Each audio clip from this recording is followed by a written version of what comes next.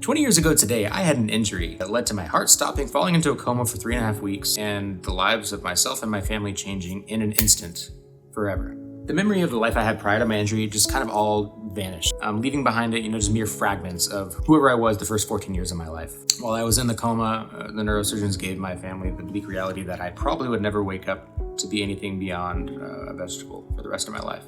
Yikes, why am I talking about this? Okay. I don't need to ramble about how bad my prognosis was, the details of my coma. Maybe that's a story for another time. Over the course of, days, weeks, months, years, decades, I healed. I relearned how to talk. I relearned how to write. Tried teaching myself how to function in what I perceived to be, normal in the world that I lived in at the time. Yeah, having a brain injury just kind of means that you have to navigate life outside of the general path that most people get to take. You don't get to subscribe to any recipes for success because they just kind of fall short of what the needs are for someone that has a brain injury. It's not bad.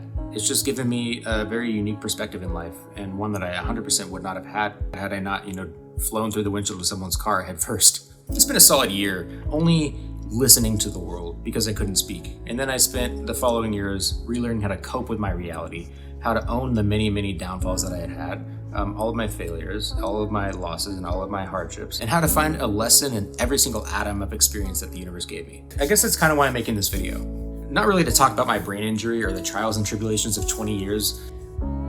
I kind of want to figure out who I am. I've managed to live life with a brain injury, but I think I'm ready to live life because of a brain injury.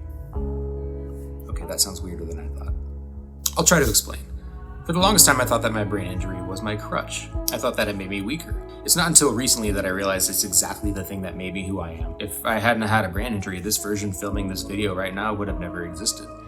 Camera in hand, I've met tens of thousands of incredible people from all walks of life from all over the country, and I've really absorbed your stories into my soul in my quest to kind of define my own story.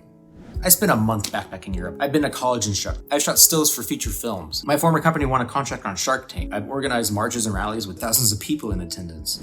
I got to travel the entire country for a year alongside one of the most influential political figures in America as the official campaign photographer for the Bernie Sanders 2020 campaign. Who gets to say that? But none of those cool things happened without a ton of struggle.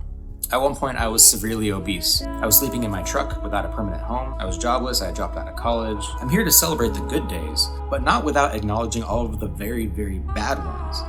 I can't run from those days just like I can't run from my brain injury. So instead of running, I'd like to face them head on. And I'd like to say, not today, Satan.